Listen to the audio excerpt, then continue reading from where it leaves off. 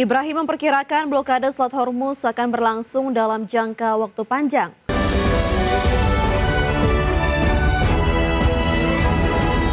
Pengamat pasar uang Ibrahim Aswaibi menilai tekanan terhadap nilai tukar rupiah diperkirakan masih berlanjut dalam beberapa waktu ke depan.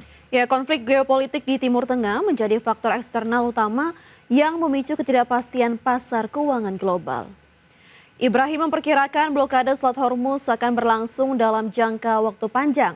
Kondisi ini menyebabkan sekitar 20% pasokan minyak dunia terganggu, sehingga mendorong kenaikan harga energi dan menekan mata uang negara berkembang termasuk Indonesia. Sementara dari dalam negeri, pertumbuhan ekonomi Indonesia pada triwulan pertama yang mencapai 5,61% dinilai belum mampu mendorong penguatan rupiah. Hal ini disebabkan struktur ekonomi nasional yang masih didominasi konsumsi rumah tangga serta penurunan kinerja sektor manufaktur yang membuat tekanan terhadap rupiah masih berlanjut. Kenaikan harga minyak yang cukup luar biasa berdampak terhadap impor minyak. Indonesia 1,5 juta barel per hari ya melakukan impor dari luar. Artinya apa? Pada saat dolar di APBN ya, pada saat dolar mengalami penguatan, kemudian di APBN dipatok di 16.500, kemudian harga minyak mentah dipatok di 70 dolar per barel, ini mengalami renggangan yang cukup luar biasa karena harga minyak sekarang WTI itu di 101. Ya, sedangkan 1 dolar itu adalah 4 triliun. Ya, sehingga pemerintah membutuhkan dana yang cukup. Pemirsa, Kementerian Keuangan memastikan kondisi fiskal APBN 2026 masih aman meski nilai tukar rupiah terus mengalami tekanan. Pemerintah juga akan mulai membantu Bank Indonesia dalam intervensi pelemahan rupiah dengan menstabilkan yield surat berharga negara. Kementerian Keuangan memastikan akan ikut membantu Bank Indonesia dalam menahan pelemahan nilai tukar rupiah. Menteri Keuangan Purbayayudi Sadewa menjelaskan pelemahan rupiah masih berada dalam skenario yang telah diperhitungkan sebelumnya dalam penyusunan asumsi APBN. Meski demikian, Menteri Purbaya menyebut pemerintah telah mengantisipasi potensi pelemahan kurs saat menghitung postur APBN dan asumsi yang digunakan untuk perencanaan anggaran. Sebenarnya tidak jauh berbeda dengan kondisi nilai tukar saat ini, sehingga dampaknya terhadap fiskal masih dapat dikendalikan. Selain itu, bendahara negara ini juga memastikan pemerintah akan ikut dalam menjaga stabilisasi nilai tukar rupiah, meski pemerintah menyerahkan pengendalian nilai tukar kepada Bank Indonesia. Namun Kementerian Keuangan juga akan melakukan intervensi nilai yield di pasar surat berharga negara, sehingga tekanan pada rupiah dapat berkurang. Pada waktu kita hitung itu, kita asumsinya udah di atas atas asumsi APBN rupiahnya. Jadi nggak saya mungkin, tapi di atas itu nggak jauh amat dengan sekarang. Jadi APBN-nya masih relatif aman. Pak, tapi kita akan kendalikan nilai, kita coba membantu nilai tukar. Kita membantu BI lah sedikit-sedikit kalau bisa. Pak? Pada Selasa pukul 10 pagi, nilai tukar rupiah sempat melemah ke level Rp17.521 per dolar Amerika Serikat. Angka tersebut telah melampaui asumsi makro nilai tukar rupiah dalam APBN 2026 yang dipatok di kisaran Rp16.500 per dolar Amerika Serikat. Dari Jakarta, Raharjo Patmo, Tim Liputan, IDXNO.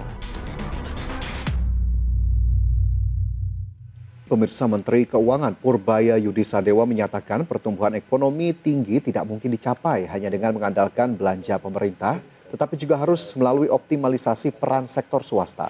Ya, guna mendongkrak partisipasi sektor swasta, Purbaya memastikan pemerintah fokus memperbaiki iklim investasi melalui penyederhanaan hambatan usaha, kepastian hukum, dan percepatan penyelesaian persoalan yang dihadapi investor. Menteri Keuangan Purbayayudi Sadewa mengandalkan percepatan penyelesaian hambatan investasi melalui Satgas Debottlenecking untuk mengejar target pertumbuhan ekonomi 8% pada tahun 2029. Purbaya menilai pertumbuhan ekonomi tinggi tidak mungkin dicapai hanya dengan mengandalkan belanja pemerintah, sebab kontribusi anggaran pendapatan dan belanja negara terhadap ekonomi nasional hanya sekitar 10%, sementara sisanya ditopang oleh sektor swasta. Well, we know that our target is 8% by 2029. So we, the government of Indonesia, understand that we need to improve involvement of private sectors in our economy. So having a better business climate, credible investment policy, strong legal framework, and enforcement consistency are the key to improve the private sector involvement in our economy. However, we understand also the implementation of those areas still needs to be strengthened in a more practical and transparent mechanism. This is necessary for maintaining investor confidence in doing business and invest in Indonesia. Oleh karena itu, untuk mendongkrak partisipasi sektor swasta, pemerintah kini fokus memperbaiki iklim investasi melalui penyederhanaan hambatan usaha, kepastian hukum, dan percepatan penyelesaian persoalan yang dihadapi investor. Salah satu langkah yang ditempuh ialah pembentukan Satgas Percepatan Program Pemerintah melalui keputusan Presiden nomor 4 tahun 2026. Satgas tersebut bertugas menangani berbagai hambatan investasi atau debottlenecking yang selama ini menghambat realisasi proyek. Selain itu, Satgas Debottlenecking pemerintah juga terus memperbaiki iklim usaha lewat kebijakan investasi yang dinilai lebih kredibel dan transparan agar kepercayaan investor tetap terjaga. Berbagai sumber untuk IDXchannel. Penjualan retail Amerika Serikat naik untuk bulan ketiga berturut-turut di April 2026. Hal ini menunjukkan adanya tanda-tanda ketahanan konsumen meskipun harga bensin melonjak tajam. Dikutip dari Bloomberg, Departemen Perdagangan Amerika Serikat merilis nilai pembelian retail Amerika Serikat meningkat 0,5% di April, setelah kenaikan yang direvisi menjadi 1,6% di Maret. Raihan ini tidak disesuaikan dengan inflasi dan mencerminkan harga yang lebih tinggi, bukan peningkatan volume penjualan. 9 dari 13 kategori pencatat kenaikan. Penjualan di toko perlengkapan olahraga, pedagang daring, dan gerai elektronik meningkat di April dan penjualan kendaraan bermotor turun. Sementara penerimaan di SPBU naik 2,8% seiring perang Iran mendorong harga bensin ke level tertinggi sejak 2022. Belanja di toko bahan makanan juga meningkat kuat, kemungkinan mencerminkan lonjakan biaya pangan. Laporan ini menunjukkan pengembalian pajak yang lebih tinggi dan membantu memberikan bantalan finansial terhadap tekanan inflasi yang terus meningkat.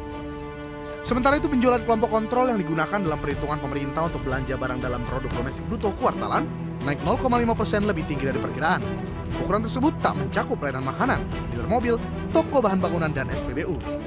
Di luar penerimaan di SPBU, penjualan hanya naik 0,3% yang merupakan kenaikan paling kecil dalam 3 bulan terakhir. Dikutip dari Bloomberg, Bank of America Institute mengatakan ke depan resiko bagi perekonomian Amerika adalah perlambatan belanja rumah tangga yang lebih luas. Meski data transaksi terbaru untuk April menunjukkan warga Amerika berpenghasilan tinggi masih membelanjakan uang dengan laju yang solid dan yang berpenghasilan lebih rendah mulai melakukan penghematan. Dari berbagai sumber, IDXchannel. Ya, sementara itu inflasi di tingkat grosir Amerika Serikat mengalami percepatan di April, mencapai laju tercepat sejak tahun 2022. Lonjakan dipicu kenaikan harga energi akibat perang yang mulai berdampak terhadap tingginya biaya transportasi logistik. Berdasarkan data Biro Statistik Tenaga Kerja Indeks Harga Produsen IHP, Amerika Serikat di April naik 6% dibandingkan tahun lalu. Angka ini melampaui semua estimasi dalam survei ekonomi oleh Bloomberg. Selain itu, kenaikan bulanan kali ini tercatat sebagai bagian tertinggi sejak tahun 2022. Sementara ukuran inflasi inti grosir yang mengecuali kategori pangan dan energi meningkat 5,2% dibandingkan April 2025. Raihan ini merupakan kenaikan terbesar dalam lebih 3 tahun terakhir. Laporan IHP menunjukkan harga barang termasuk bahan bakar mengalami kenaikan tertinggi sejak 2022. Biaya energi melonjak 7,8% di April setelah kenaikan yang bahkan lebih besar di bulan sebelumnya. Biaya sektor jasa naik 1,2% tertinggi dalam 4 tahun. Harga untuk jasa transportasi dan pergudangan kategori yang telah diwaspadai oleh para ekonom sebagai sektor yang paling sensitif terhadap konflik melonjak 5%. Kenaikan ini dorong sektor truk dan tingginya margin di pengecer bahan bakar. Gambaran inflasi di tingkat produsen ini menyusul data hari Selasa yang menunjukkan kenaikan tajam pada indeks harga konsumen. Data IHP ini kemungkinan besar akan memperkuat pandangan para pejabat The Fed bahwa inflasi harus tetap menjadi perhatian utama di tengah lonjakan harga minyak akibat perang yang mulai berdampak ke sektor ekonomi lainnya. Dari berbagai sumber IDXchannel.